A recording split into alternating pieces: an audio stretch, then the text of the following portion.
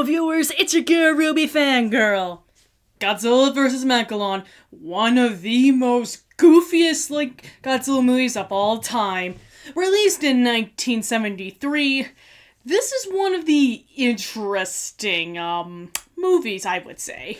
Because I have a little bit of confession to make, because during from 1969, nice, all the way until 1975, you can definitely tell there has been a change with the franchise. Yes, it always has been goofy, but this is where they went a little too goofy.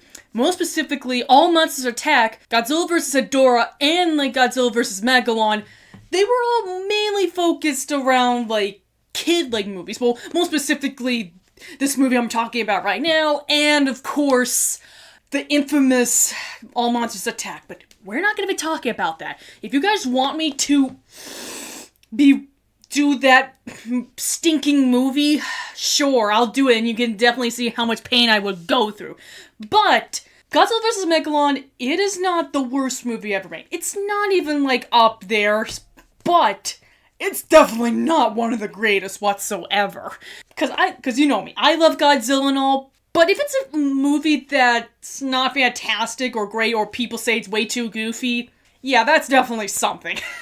I will say about this, not everything about this movie is bad, but you can tell this movie, just like All Monsters Attack, it's mostly aimed to a children demographic. I don't want to deal with the Gamera movies, because those movies are mainly specifically for kids.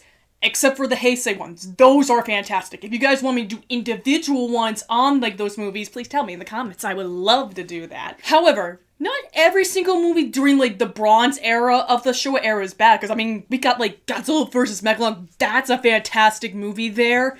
And while Terror Mechagodzilla is not great, but I mostly prefer that over All Monsters Attack any day. But without any further ado, let's get into the plot of the movie, if you can really call about that, because it's kind of the really most generic plot.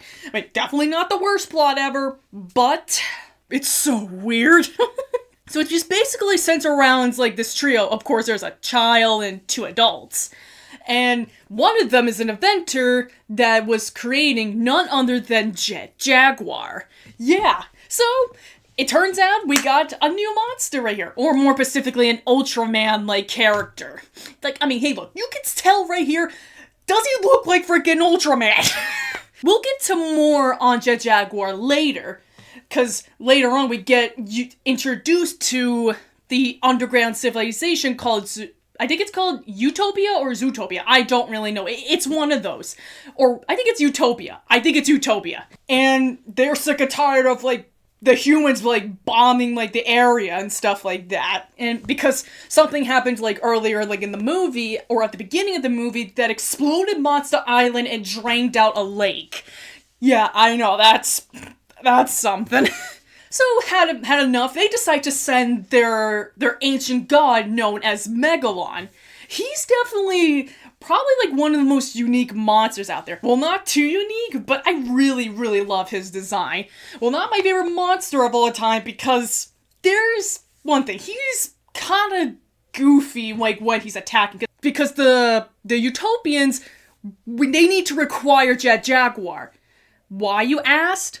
Well, so they can guide Megalon around so he can destroy all ancient landmarks, or more specifically cities as they call it. And can I just say, this is where the most amount of stock footage is here. Oh, trust me, this is nowhere near the movie with the most stock footage. Yeah, I'm talking about this movie right here, but this one right here has a ton of stock footage that they use for the battle scenes. Seriously, what? Seriously, what the hell? But, regardless of that, they, the three main characters managed, to get control of Jet Jaguar, and they escort him to get Godzilla. Oh yeah, if you're probably wondering, at this point, I didn't discuss Godzilla, at all at this point. Well, that's because he is barely like in this movie, and it's mainly focused on Jet Jaguar because he was originally supposed to have his own solo movie, and thanks because due to like a contest like in Japan, and one of those monsters actually won like the contest, and they called like the monster Red Alone, and he looks completely different than Jet Jaguar, but yeah, I don't want to get into that because this monster can really be like an Ultraman, like, kind of like monster. I can imagine that. But it looks like they only took, like, the torso part. Like, you can definitely tell, like, one of the similarities. And that's basically it. Like, Jet Jaguar goes and gets Godzilla because, well, Godzilla was put up later in production. Don't ask because of, well, Jet Jaguar was supposed to have his own solo movie, but Godzilla got in there. But anyway, he tells, like, Godzilla, we need some help, there's an ancient guardian monster trying to, like, destroy, like, the whole entire planet! And Godzilla's on board, obviously, and Megalon basically throws a freaking fit, and Jet Jaguar goes to where Megalon is, and what does he do? He's ready to fight, but how? He's literally small, and Megalon is massive. So, what does he do? He transforms! So yeah, it turns out, yeah, he could do that. How is he able to manage to do this? And how did the inventor invent this? He just basically says, honestly, I have no idea because it's really stupid. Just watch like that line right there, and the dialogue is so freaking stupid. But regardless of that, they fight, but the Utopians ask the nebular monsters from Godzilla versus Gigan, basically bring Gigan to help Megalon in the fight. Oh my god, okay, sure, whatever. I thought that those cockroach aliens died, like, in that movie, but okay. I guess there's more, I don't know. It's a little bit complicated with the Godzilla lore in the Showa era, don't ask. So, Gigan comes forth and joins the fight, and can I just say, I love Gigan and, like, Megalon's, like, friendship. Like, it is the freaking peak, and you can tell they work so goddamn well because they actually beat the living shit out of, like, Jet Jaguar, and oh my god. Yeah, no wonder why, like, Jet Jaguar can't have his own solo movie. He kinda sucks at fighting. But Godzilla to the rescue, and he saves, like, Jet Jaguar, and Godzilla enters the fight, and it definitely proves that Godzilla is a lot more better fighter than Jet Jaguar is. I don't have to say much, like, on the fight, it's just really actually goofy and kind of a little dangerous because there's a massive, like, explosions and stuff like that. I'm gonna say this a lot every time I do these reviews. Prop to, like, the suit actors actually, like, doing this. I'm pretty sure they need a massive pay raise just to do these. Like, if I was put, like, into those suits, because I know the massive risk, yeah, you better give me a freaking pay raise to do this. I mean, I would love to be in a Godzilla suit, quite obviously, but I know the dangers. But that's not all what this movie is known for, the goofiness. No. Because there is one movement that will become Godzilla history. And you know what it is?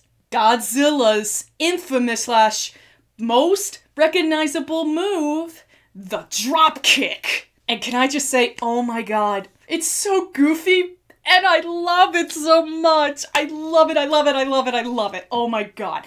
Look, it's kind of very similar to the victory dance and invasion of Astro Monsters. I don't care how goofy it is. It's just so iconic.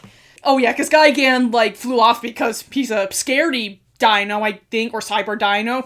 And Megalon just gets beat the living crap, and he just, like, flies away, and the day is saved. And Jet Jaguar and Godzilla do, like, the famous handshake, because, I mean, they're friends, somehow, even though they just met in this one movie. And Godzilla heads back to wherever he's going, because in the beginning of the movie, Monster Island was completely friggin' destroyed, but whatever. And Jet Jaguar comes back to his normal size. Yeah, just seriously, once again, last time I'm gonna say this, Ultraman, come on! And then they just walk out home with probably like one of the most catchy songs, like Punch, Punch, Punch. That song. And that's it. Let's just say, while I'm not great at talking about these, you can tell that it's a little bit more complicated to say. I mean, even if you watch the movie today, you're still not going to understand the plot or not even pay attention. All you're just going to know is the monster fights, and that's basically it.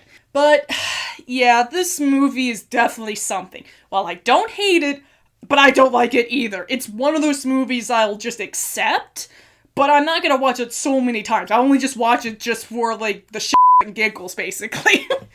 However, when it comes to All Monsters Attack, I would refuse. As a G fan, it's abomination. Yeah, because I'd rather watch Godzilla in 1998. Yeah, if you guys want me to do that movie too in the future, I'll be happy to. Even though I will be a little bit more mad, but I can't be extremely mad at 1998 because it is not the number one worst. It's the second worst, okay? Regardless of that, this movie is average at best, but, well, what can I say? That's literally what this movie is. So, I'd like to know from you guys, what do you guys think of this movie? Is this one of your favorite Showa-era Godzilla movies? And also, give, like, a big thanks to, like, my dad's, like, friend. His name is Robert, and he was the one who came up with this idea, like, for me to do a Godzilla review. That was before I did, like, the poll, because I want to make sure if you guys actually agree. And guess what? You guys did. So, yeah, thank you guys so much for that. And now, I will see you guys in the next video.